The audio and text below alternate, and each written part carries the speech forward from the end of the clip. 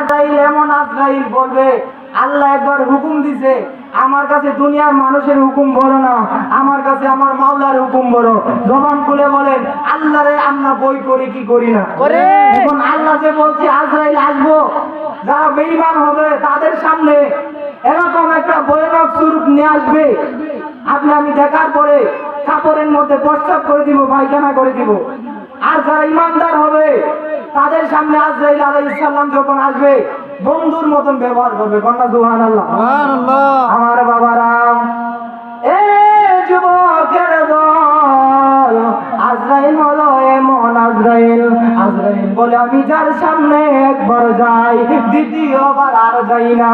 আমি আজরাইল এমন আজরাইল রে, আমি যেই মানুষের সামনে একবার যাই, দ্বিতীয়বার আর যাওয়া লাগে না।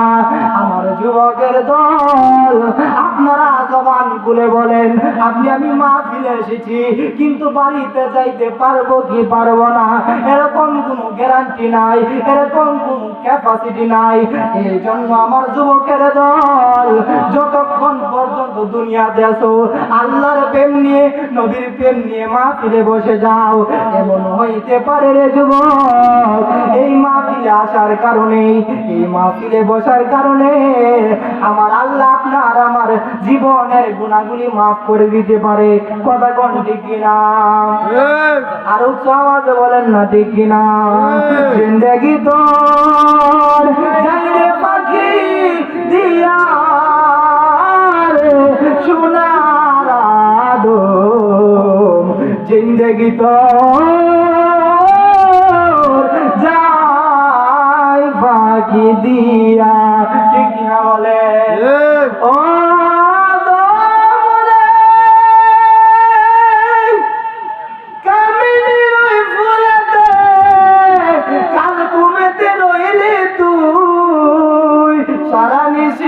কাটাইলে তুই ঘুমাইয়া ঘুমাইয়া রে সোনার আদম, জিন্দেগি তো যাই ফাঁকি দিয়া, বলো জিন্দেগি তোর ফাঁকি দিয়া।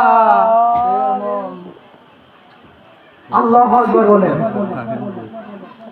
আমার বাবারা, আপনি আমি দুনিয়াতে এসেছি, আপনি আমি মার গর্ভ থেকে যখন দুনিয়াতে এসেছি ওয়া ওয়া বলে খেয়ে দিচ্ছি, ঠিক কিনা বলেন?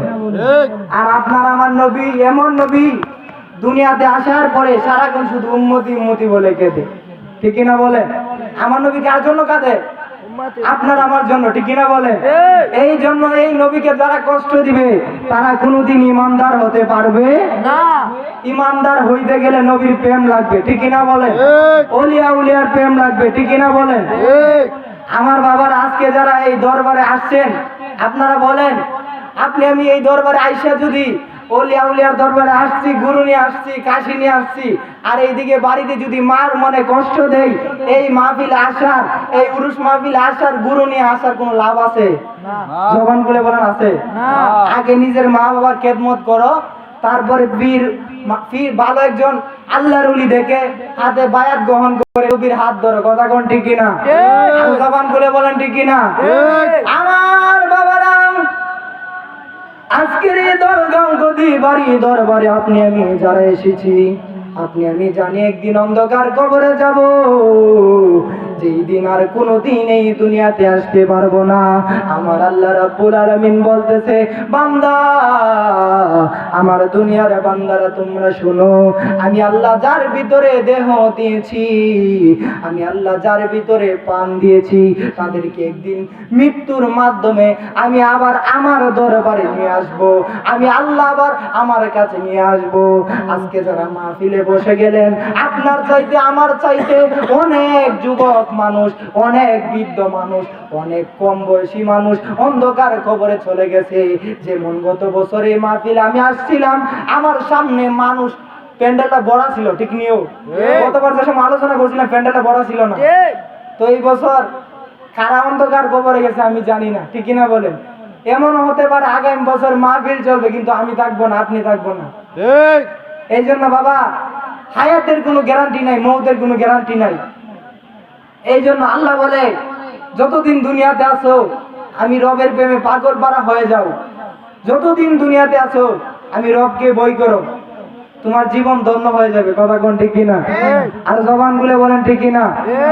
আমার যুবকের দল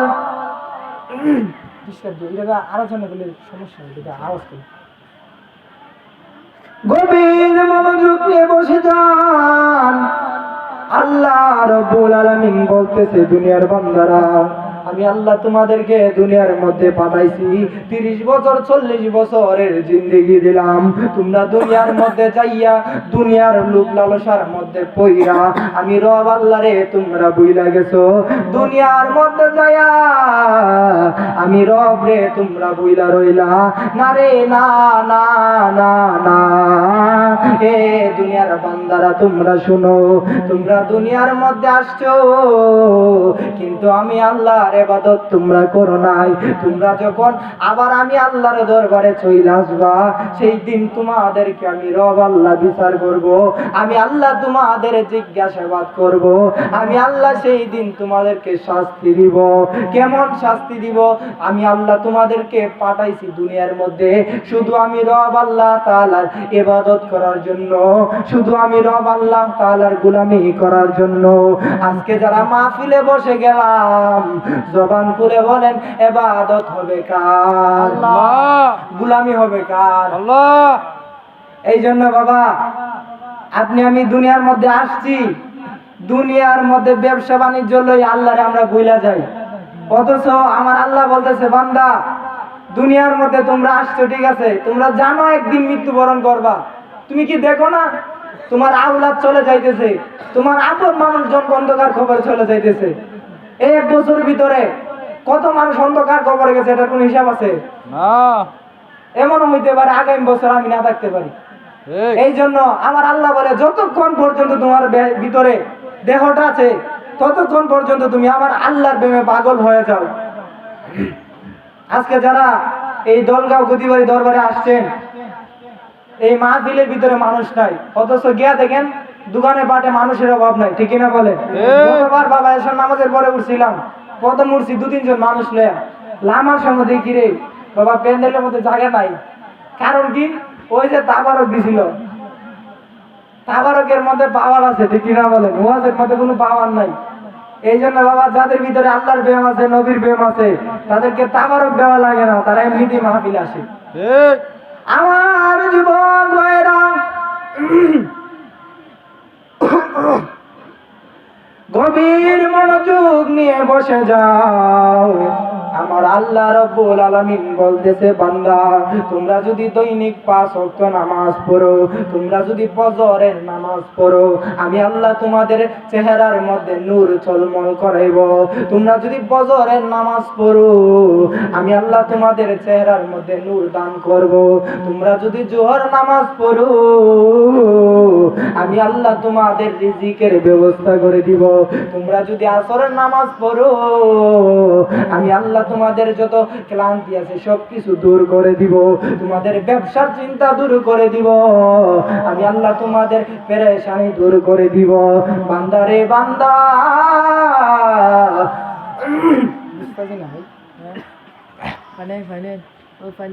তোমরা যদি মাগরিবের নামাজ পড়ো, আমি আল্লাহ তোমাদের রিজিকের ব্যবস্থা করে দিব।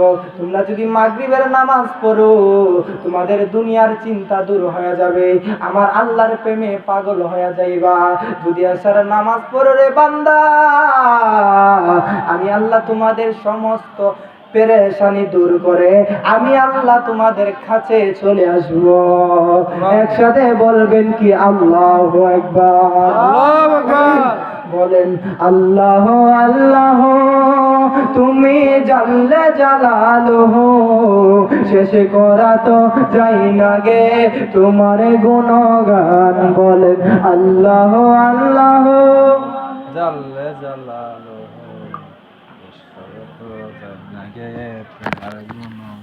তুমি